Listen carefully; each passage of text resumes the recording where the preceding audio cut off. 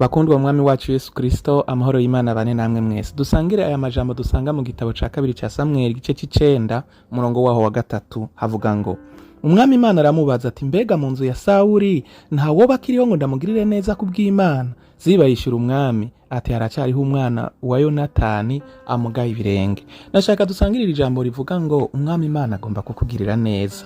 Aha tubonye aya majambo avuga ku muntu agomba agirirwe neza n'umwami. Nawe baramubwiye ngo ni umwana wa Yonatani amugaye ibirenge. Uwo nawe izina ryiwe yitwa Mefibosheti. Mefibosheti bisobanura ngo umuntu yasuzuguwe canke ikintu gisuzuguritse, nico iryo zina risobanura. Nagomba twitirize aka karorero dusanga mu ijambo ry'Imana ku buzima bwa Yobu. Yobu nawe Imana ubwayo imushingira intahe, ibwira Satani ngo wabonye umuntu wanje agororotse atunganye yitwa Yobu. N'abantu bake dusanga muri Bibiliya Imana ishingira intahe ko bagororotse, batunganye, bameze neza imbere y'amaso yayo. Ariko we yaragororotse. Uyu mugabo yari umutunzi, yari afise inka nyinshi, impene, intama nyinshi n'abakozi, akaba afise n'abana 10, abahungu 7 n'abakobwa 3. Ariko uko Bibiliya itubwira, ku munsi umwe gusa byose birarangira. Abana barapfa, inzu zirasenyagurika, ubutunzi bwiwe bwose burononekara, mu munsi umwe byose biba birarangiye. Asigarana n'umugore, ariko umugore nawe kubera ko kumbure ivyo bintu vyari vyagiye, amubwira ngo tuka Imana upfuveho. Murumva bene data, aja mu bihe ati uru nigwo rugero ngezeko. Nivyahereye ngaho acaragwara ingwara idasanzwe, aho tubona birivuga ko yiyagisha urujo uhereye ku mutwe ukageza mu bworo bw'ikirenge. Aramererwa nabi, aragwara biba birebire. Ntivyagera ngaho gusa, abagenzi biwe pfamfe baca batangura kumucira imanza, abandi baramugwanya. Aba mu bihe vyo gusuzugurika. Bene data, kuba wariha, kuba wari waravyaye ugasigara atana kamufise, kuba wahora ufise ibintu ugasigara atana kimufise, kuba wari ufise amagara ameze neza ukaba atana kimufise, ugashika mu bihe vyo gusuzugurikwa, vyo gushikwa hasi, vyo gusubira ahantu mu mukungugu, ahantu habi, kandi utibaza ko wokwigera kuba, ko woshika uravye urugero waruriko. Bega nawe mukundwa, wowe uri ahantu uri kurasuzugurwa, hari ibihe wowe uri kuracamwo ubona ko bitumye usuzugurika. Bishobora kuba ari ibihe bivuye kuwo mwubakanye, umugabo canke umugore akagusuzugura, akakubwira amajambo ukumva umutima wawe urababaye. Ushobora kuba umwe mu bama bararira ukumva ko usuzuguritse. Hariho n'abandi bishobora no gushika akaba yambara, twe tukabona umenga araberewe, mugabo muri we akumva nta kintu, kubera ko yasuzuguwe n'abantu. Bakamubwira ngo wowe ukumeze, ngo ukusa, ngo amaguru yawe, ngo amaso yawe, n'ibindi, ugasanga uri mu bantu basuzuguritse. Hariho n'ibindi ducamwo mw'isi nkuko vyagendekeye Yobu, ugasanga hari urugero warugezeko, mugo uyu munsi ibintu bikaba vyarahindutse, ukaba ari ahantu kure hasi, kure, ukumva ko wabaye imiriye, wabaye umuntu asuzuguritse. Ibihe canke abantu canke systeme canke iki vyagushize hasi. Ijambo ni ryawe rivuga ngo hari uwo ngomba ngirire neza. Nagomba ndakubwire ngo biracashoboka ku Imana iguhindurira ibihe. Ico twokwita mu Gifaransa la restauration. Birashoboka ko ushobora guhindurirwa ibihe. Ubu Yobu nyene twariko turavuga, yaraciye muri ivyo bihe biraba bigoranye. Mugabe ijambo ry'Imana ritubwira ngo ntigera acumura kuhoraho, abandanya yizigira. Mbere muri ivyo bihe vyo kubura ivy'ubutunzi n'abana, avuga ati navuye mu nda ya mama ataco mfise, zosubira no mu nda y'isi ataco njanye.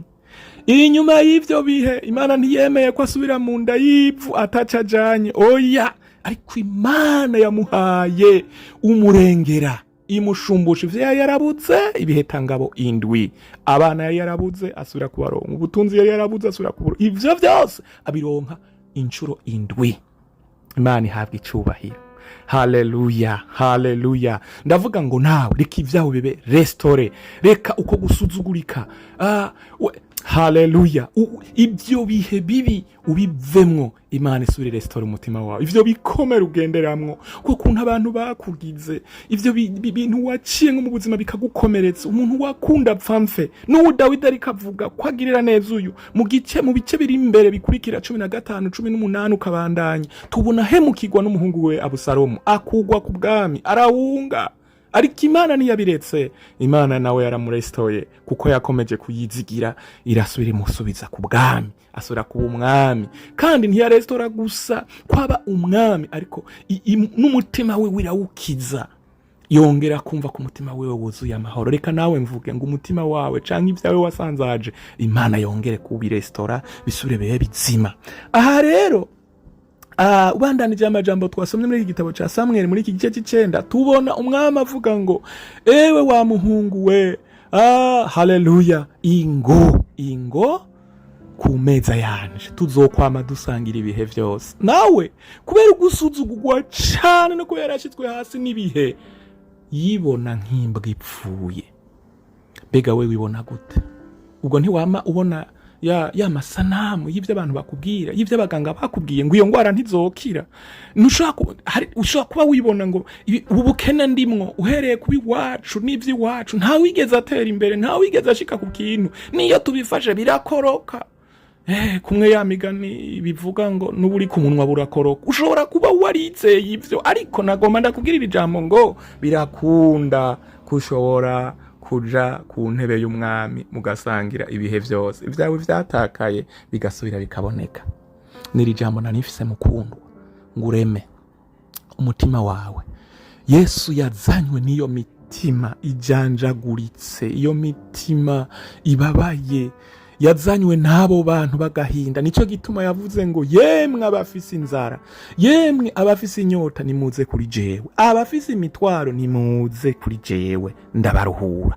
Ndatuye mu izina rya Yesu ivyo bintu vyakugoye, iyo ngwara yakugoye, iyo situation yo mu muryango, mu izina rya Yesu Kristo ngo nirangire. Ibihe vyawe bishasha, ibihe vyawe vy'umunevero, naho bishoboka ko utaruka ivyizeye, utaruka ibibona, naho wabona ko atawoza.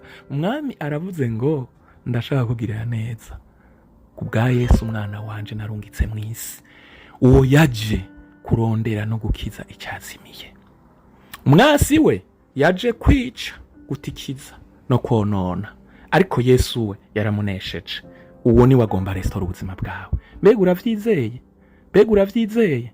Ni waturane nanje ngo umwami Imana azanye humure ku buzima bwanje, umwami Imana ahinduye ibihe vyanje, umwami Imana anshumbushije ibihe tangabondwi bw'ivyo natakaje. Kandi muri Bibiliya huzuye uburorero bwinshi bw'abantu ivyizigiro vyari vyaraheze. Noja kuri Rusi ntitwoheza, twoja kuri bane twosanga uburorero bwinshi bwa Imana yagiriye neza. Babona ko ibintu vyarangiye, ivyabo vyaheze, ivyabo vyayangaye.